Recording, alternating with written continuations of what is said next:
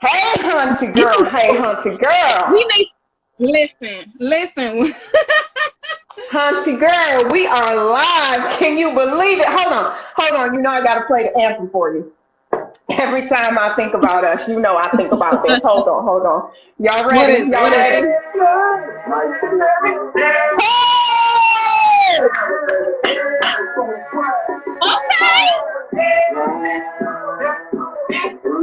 What? Last time we were together, baby. Hey. I bet you won't.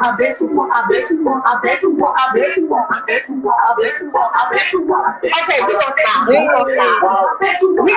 You know I just had to do it for you. How was I feel like your you day? need to hit on. Can we just hit on with it one more time? Hit him with it one more time. One more time. We gonna rewind it. We gonna be rewinded. One more time. Wet. We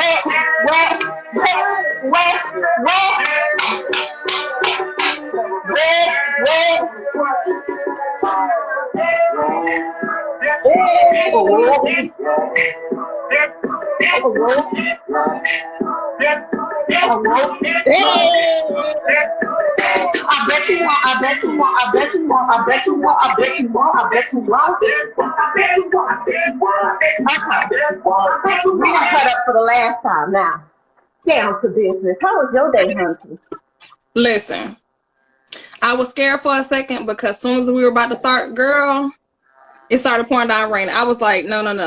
Not for the Teddy Riley Wi-Fi. Not for the Teddy Riley Wi-Fi. I need that to not be today. Okay. Let me tell you.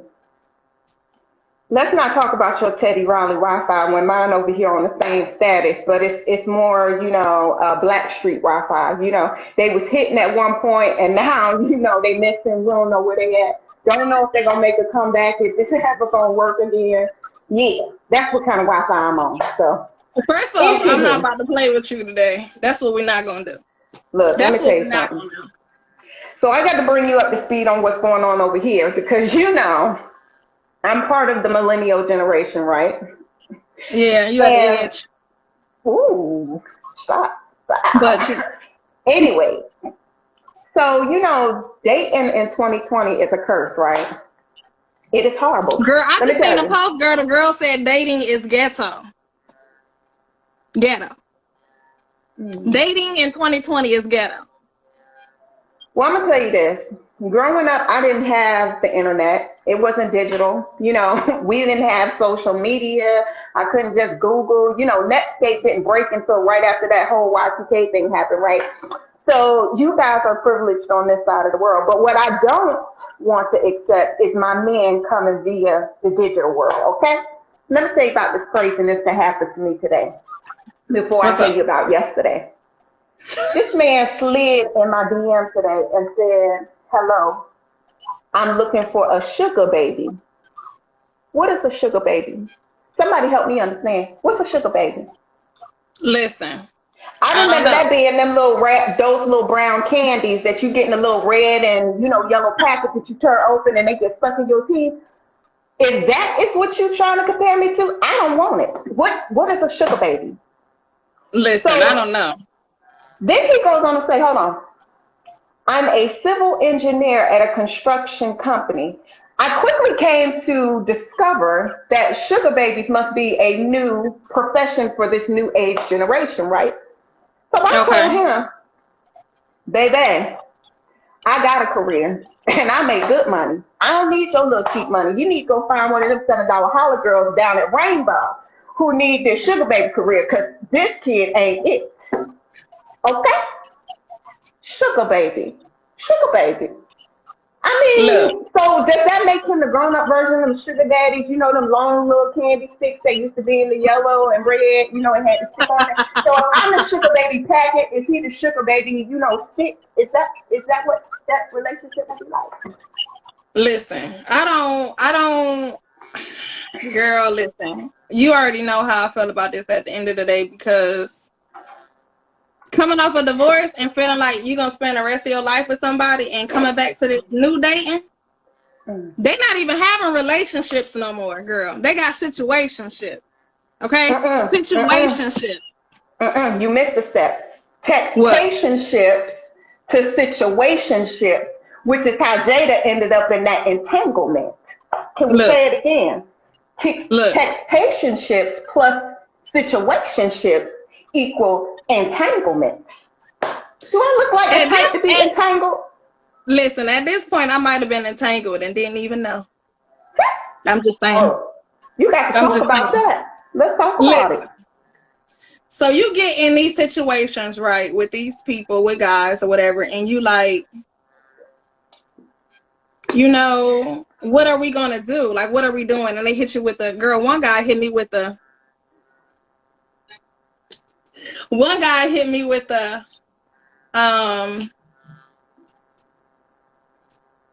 I think I want a relationship in 2020. And girl, this was last year. So I was confused as, what do you mean you want a relationship next year, but you talking to me now? So nowadays, I think these men really want all the relationship benefits. They want to do everything like they in a relationship without the commitment.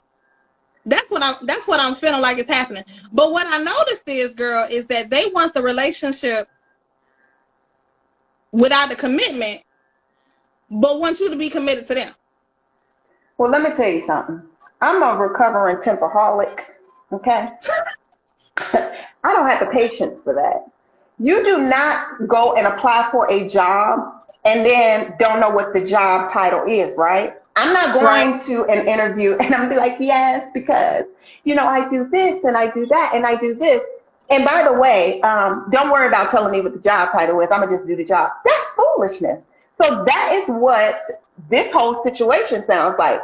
You want a commitment, but you don't really want a commitment. You want us to be together, but I'm really not together with you. It's only one-sided. Where did I do that at? Did I miss the memo? The memo has been missed. Let me tell you a little story. So I was talking to this guy, the same one, talking about 2020, right? So he came to my house or whatever. So, you know, I had cleaned up or whatever, make sure everything was good. He had came over and, girl, I had forgot to put the toilet seat down. So he had came over and then he was sitting, we was talking everything. So he goes to the bathroom. And so he has to go ahead and shout out so I can hear him, hey, the toilet seat is up. Now, I'm not going to tell him at this point that it's up because I cleaned it. You know, I'm a little petty. So I waited, you know, he kept hollering that the toilet seat was up, the toilet seat was up. So I was like, okay. So he come in there, he's like, so you using the bathroom with the toilet seat up? I was like, no. I'm confused.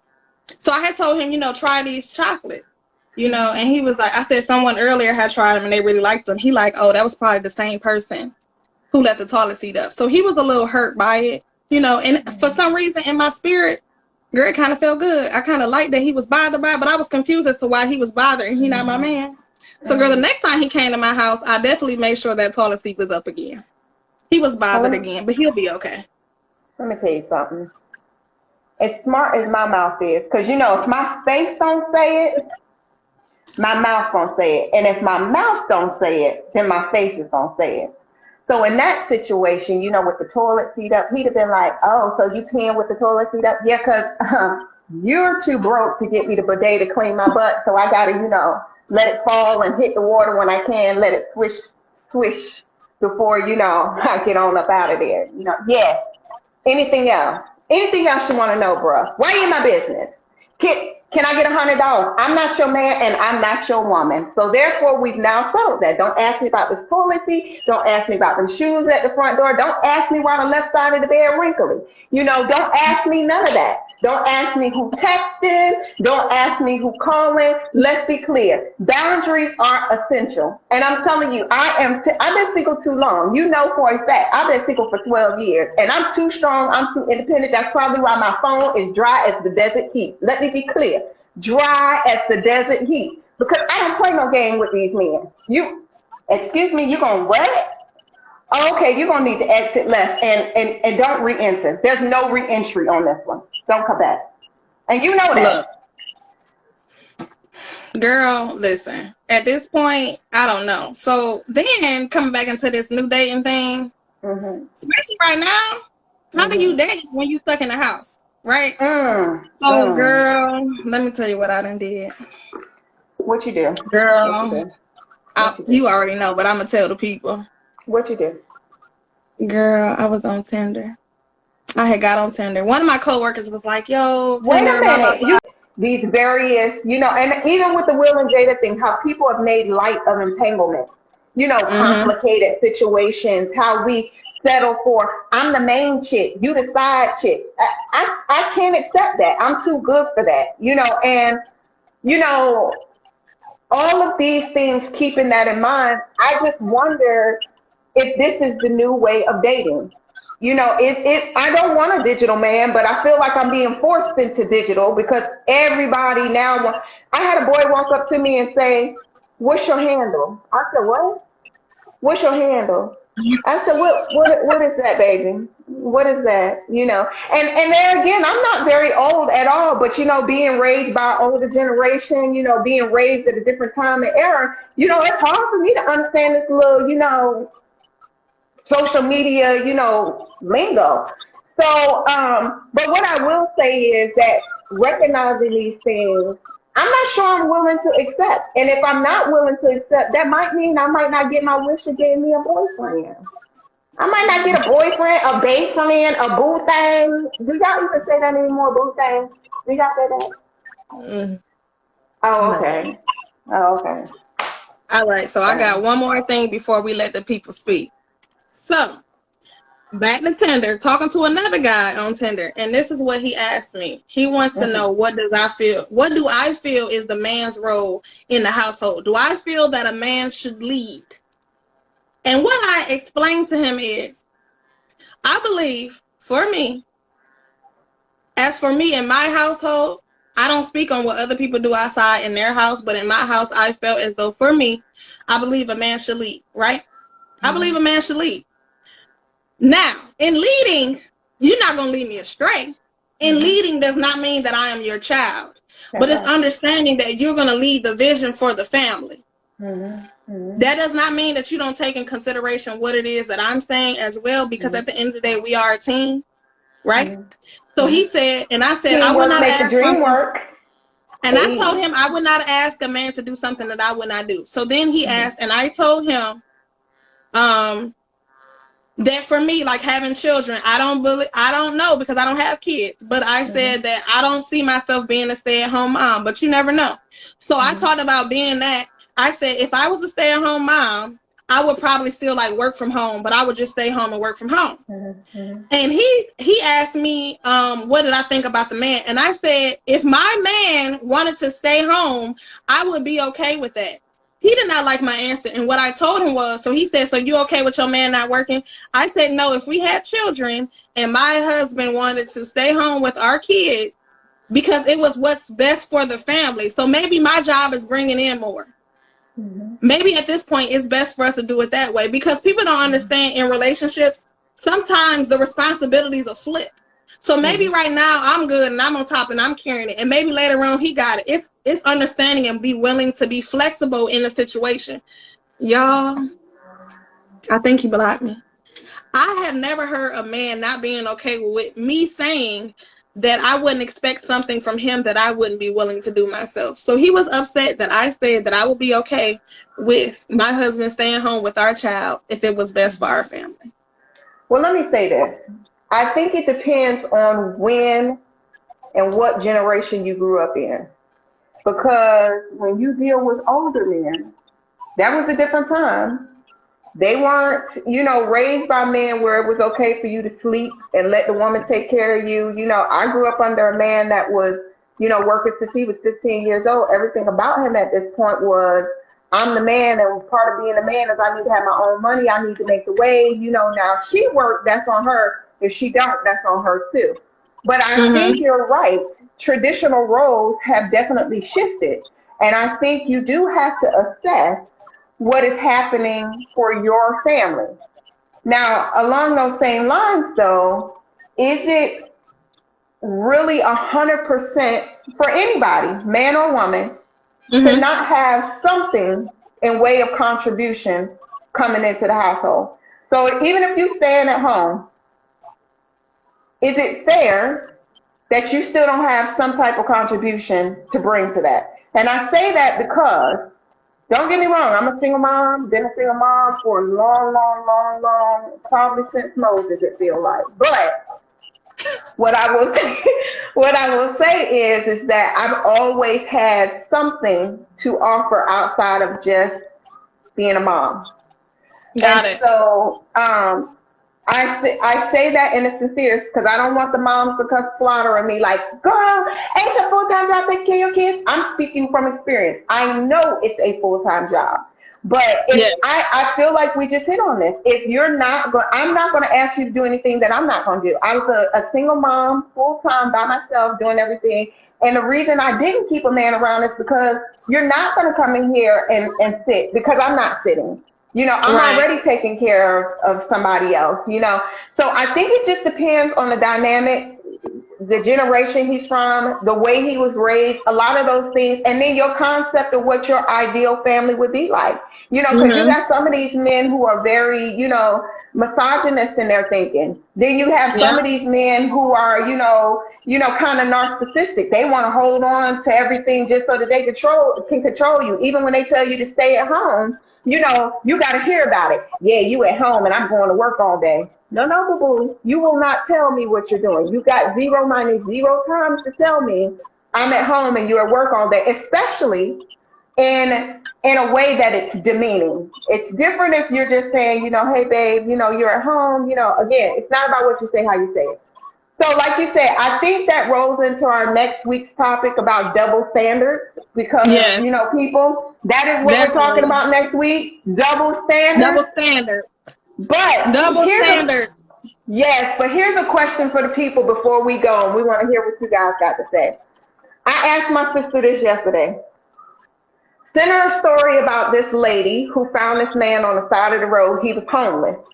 And what ended up happening is she took a chance, you know, invested in this man, brought him home, started feeding him, helped him get a job, and a year and a half later, now this is her husband, and they got a baby. So men and women, would you take the time, find somebody who maybe was homeless, but you saw potential in them, invest in them if you knew the payout would be greater? What y'all think? Would you do that? Let's see what the people saying. We got one saying she adopted him. Not adopted. What y'all think? Would you do it? But you know what? Let me just say this. While the people are speaking, I think women do this all the time. I think we find men with potential all the time and we adopt them and raise them on to be with another one. But what y'all think? What y'all think? I'm not. Wait a minute. Since I ain't adopting don't have no that men. kind of vision, girl. No. Orphan Annie. Wait a minute. Can we get some of the guys? Can we get some of the guys? What would y'all do? Said, yep. Somebody said yep. Young Mark 42 said yep. Okay. So we got somebody saying they would. Okay. Well, I'm gonna say this. What else I got? Wait a minute, what if somebody said no? S&T 020261 said no. She said no. Okay. Well, you know, here's the thing. I would pray about it, and if God said, then I would do it. Okay, fair enough. That's a good answer. Yeah, that's a good answer. But you know what, honestly, I think it all depends, because you might find somebody homeless and they might have been well off and something happened to them, something rough in life, and they could be something. Especially, we got a lot of veterans that's been out here. So that does not mean that just because they are homeless or something is going on that they are not educated. That does not mean that they don't have the potential to be great and have already been great and maybe falling on hard times. You know, nowadays mental health is definitely plays a role in a lot of people's life. And I love the fact that we have been more considerate of people with mental health. And someone said depends on the prior history, which is important because that made me think of the movie The Family That Prays. Remember that fine man? Mhm. He was homeless and Taraji Mhm. kept helping him clean up, and at the end that thing was shining bright like a diamond. Yes. Hey, shining bright Yes. like a diamond. He was fine. Good God, he was fine. Somebody said But it was a diamond in the rough. Somebody said a diamond diamond in in the the rough. rough. I like that. I like that. We can't be dating. Your life isn't ready right now. We can be friends. Okay. Well, Okay, you fair know, enough. Fair that's still a enough. Fair enough. relationship. It's just a different type of relationship, a That's friendship. right. I So agree. that sounds good. But I want to say that we thank you guys for tuning in with us. This was our first time doing this, and I hope you enjoyed. Please leave us comments on what you guys think, and we will definitely be back next week, same time. Hit Wait us a with minute, that. y'all, and we gonna take y'all out with that.